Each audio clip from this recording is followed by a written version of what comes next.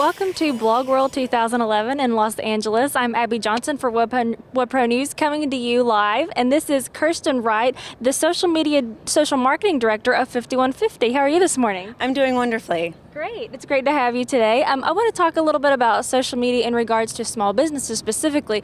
You're here talking about, is it really relevant for small businesses? So is it? Absolutely. Well, of course not. No, social media is not relevant at all. Everybody can stop tweeting and just go home. Before I go into whether it's still relevant, one of the things that's a misnomer, I think, is the small businesses. The way I look at it is, if you don't own the solid market share of your industry, regardless of what level that means, you're a small business. And so that's the way that I look at it with social media. Social media levels the playing field for really anyone. As long as you're using social in a right manner and you're really working with a strategy on it, social allows smaller businesses to compete with those who have a traditional budget to buy ad campaigns and media space in a way that they couldn't do 5 years ago. And that's actually part of the problem that people aren't grasping, that it's more than just a Twitter account, a Facebook account. It has to be tied back to a strategy and overall business goals in order for it to work. Absolutely. And I think one of the biggest issues, is that people assume it is just Twitter and Facebook.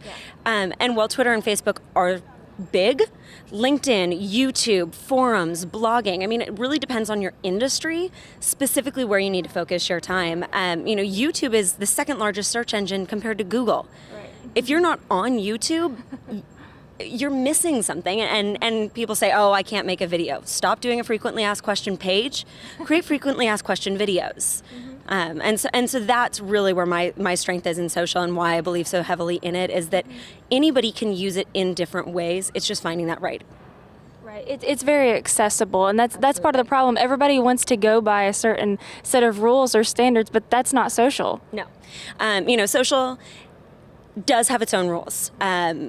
A lot of the clients that I work with are heavy in legal and compliance issues. And so they're absolutely terrified to open the barn doors of social because, everybody can say anything. Right. That's not true.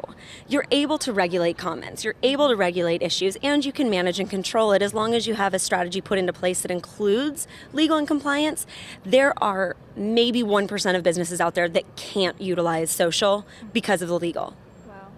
That's very interesting. I also want to ask you about a post that you wrote recently that included 80 ways, and you don't have to go through all 80. I can remember them anyway.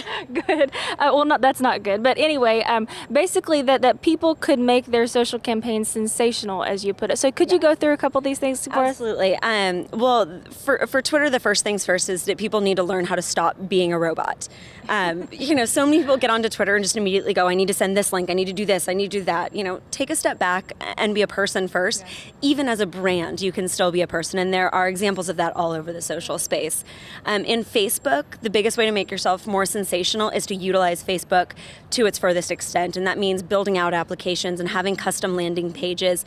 They are not that expensive to build out, and are easy to integrate and can make a huge difference. For LinkedIn, my biggest tip is your company profile. It needs to absolutely be filled out, followed, organized, put videos into it. You can't get more out of it than having that business profile.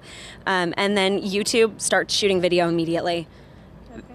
It brings a personality out. You get to connect with people, and video, like I said earlier, it's a huge search engine drive, so it's definitely beneficial. So it's all about bringing that human element back. Absolutely. I work with brands who are, the 100 million plus in yearly revenue, and so they're always terrified. We can't be human. Yes, you can. You just have to understand where your limitations are. Everybody and every brand can have a human element to it, and we all want to connect with a brand in that way. Okay, Kirsten, great advice. Thank you so much for talking with us. No problem. Thanks so much. It was great seeing you. You too. This is Abby Johnson reporting for WebPro News.